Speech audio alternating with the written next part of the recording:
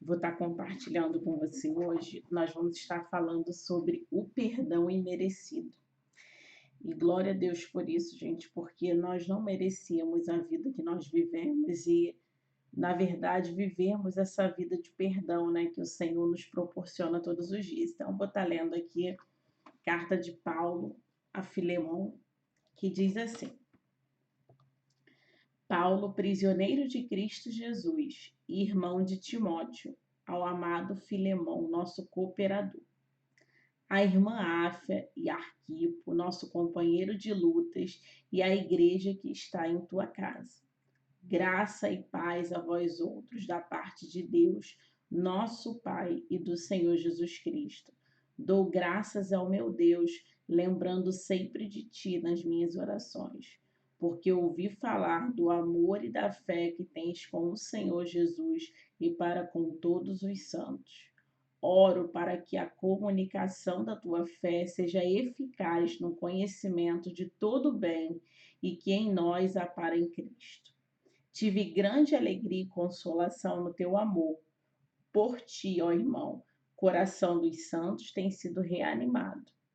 Pelo que, ainda que tenha em Cristo grande confiança para mandar o que te convém, prefiro, todavia, solicitar em nome do amor, sendo que o que sou, Paulo, velho e também agora prisioneiro de Cristo Jesus.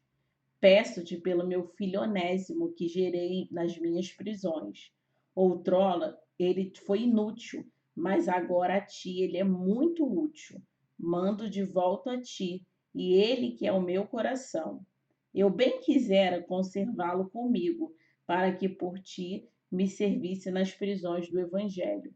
Nada, porém, quis fazer sem o teu consentimento, para que o teu benefício não fosse forçado, mas fosse voluntário.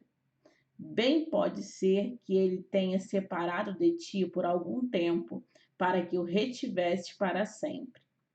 Não já como escravo, mas mais do que escravo, como irmão amado, particularmente para mim. E quanto mais para ti, assim na carne como no Senhor. Portanto, se me tens por companheiro, receba como a mim mesmo. E se te causou algum prejuízo, ou se te deve alguma coisa, lance na minha conta. Eu, Paulo, escrevo de meu próprio punho, eu pagarei, para não dizeres que ainda me deve a própria vida. Sim, irmão, eu gostaria de receber de ti no Senhor este benefício. Reanima o coração em Cristo.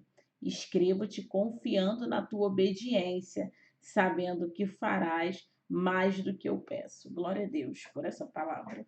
Irmãos, é tão incrível quando a gente começa a passear pela Bíblia, né, e ver histórias que a gente fala sobre perdão imerecido, né? E uma das cartas, assim, que eu acho fantástica é essa carta de Paulo a Filemão, porque quando a gente começa a ler, né, a riqueza que tem por trás dela, nós começamos a observar a riqueza que o Senhor tem em relação a nós, ao perdão imerecido que nós estamos transitando. E por que isso? Quando eu faço aqui, deixando muito claro uma analogia, se eu for olhar aqui, Paulo estaria na figura de Jesus. Filemão na figura de Deus e Onésimo na figura da igreja.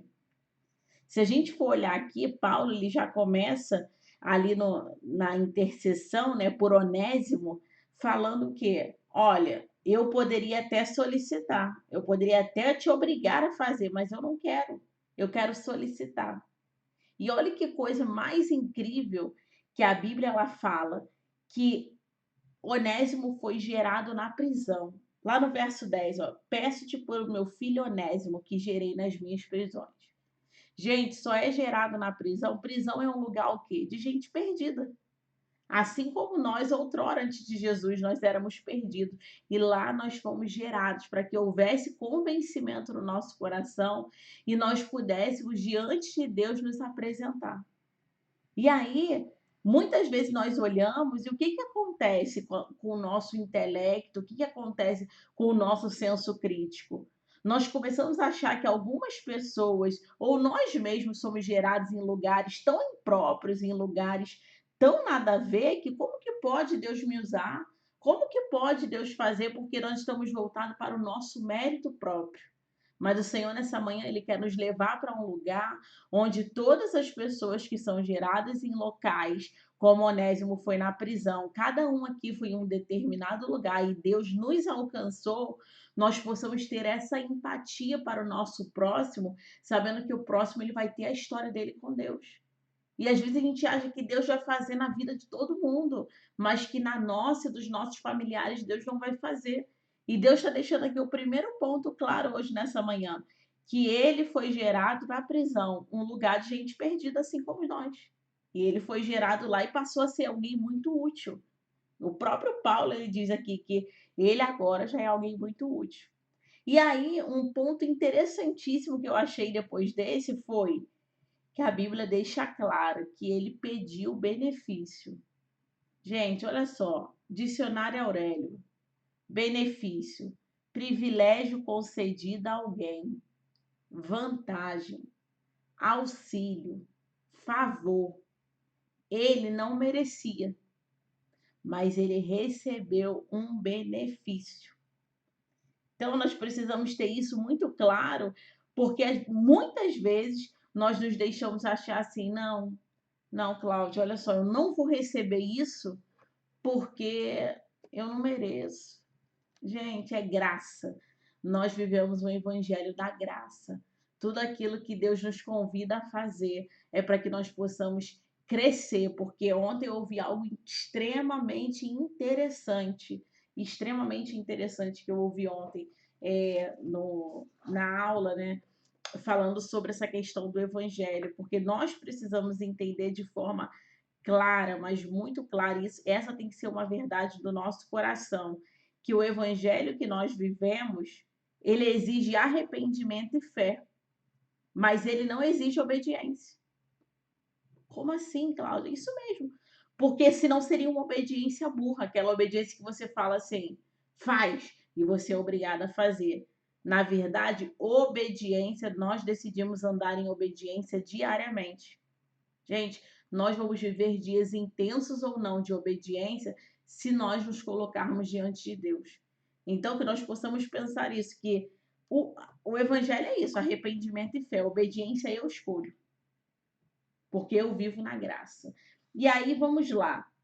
Aí eu fiz algumas analogias aqui que eu queria compartilhar. E a primeira analogia está aqui no verso 15, que diz: bem pode ser que ele se tenha separado de ti por algum tempo, para que o retivesse para sempre. Gente, olha só. Assim como o Onésimo, Paulo está falando aqui que ele se afastou por pouco tempo, em um dado momento da nossa vida, seja fisicamente ou espiritual, nós também nos afastamos de Deus. E Deus, ele sabe disso. E mesmo sabendo disso, ele decide nos perdoar.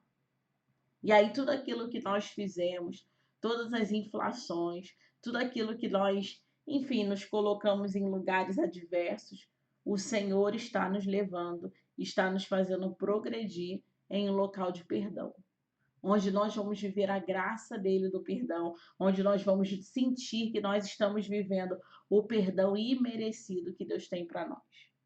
E aí, olha no verso 16. Agora, porém, já não é mais como escravo. Antes, mais do que escravo. Gente, olha só que coisa maravilhosa. Que ele pede para nos receber de forma superior. Antes, nós éramos escravos do pecado.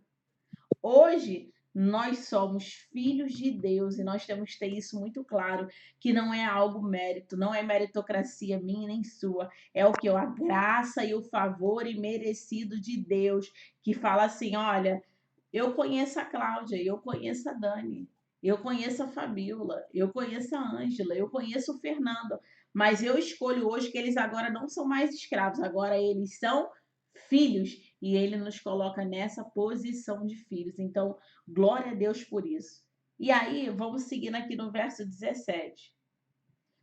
Portanto, Se me tens por companheiro, recebe-o como a mim mesmo. E se te causou algum prejuízo ou te deve alguma coisa, lança na minha conta. Gente, mesmo com os prejuízos, Deus ele coloca na conta dele. Ele colocou na conta dele na cruz do Calvário por nós. Só alguém que ama e aceita prejuízo em prol do outro é só quem ama. Gente, vamos lá. Quem tem filhos aqui, acho que todo mundo.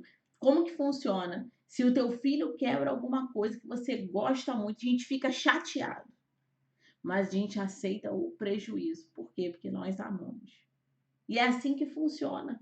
E o próprio Deus está nos mostrando aqui que ele nos colocou numa situação que ele aceitou os prejuízos, que ele nos colocou, que ele nos ama e por nos amar, ele aceita se colocar como pago pela dívida do outro. E aí, para terminar, o verso 19.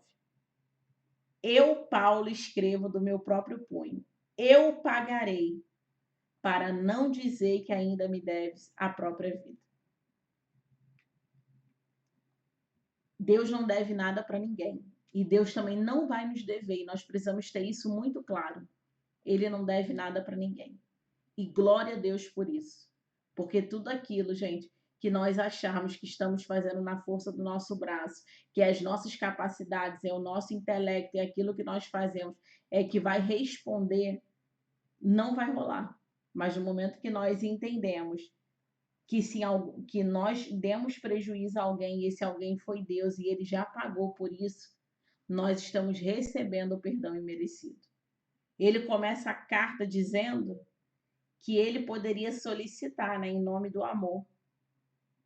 Ele poderia solicitar que Onésimo o perdoasse, mas ainda assim ele falou: eu não quero exigir, eu quero pedir. Gente, Deus ele não nos obriga a nada. Hoje nós podemos viver uma vida escassa, difícil e complicada, ou nós podemos escolher hoje em Deus viver uma vida de rendição, onde eu vivo na graça de Deus. Gente, não é surfando na graça aqui não, tá? Vivendo de qualquer maneira, não é isso que eu tô querendo dizer, mas é se apropriar da graça, sabendo, eu não mereço, eu fui gerado em um local de gente perdida. Alguém pediu benefício por mim. Eu mesmo assim me afastei. Eu mesmo assim fui recebido de forma superior. Eu mesmo assim dei prejuízo e mesmo assim a minha dívida foi paga. E essa é a consciência que Deus nos chama nessa manhã, que nós possamos viver a graça que Ele tem para nós de forma superior quando eu me coloco de joelho diante dele, sabendo que ele é a resposta para tudo aquilo que eu tenho. E aí, irmãos, antes de orar, queria que nós pudéssemos estar louvando junto o louvor aqui, para que nós pudéssemos meditar nessa palavra. Eu vou compartilhar aqui com os irmãos.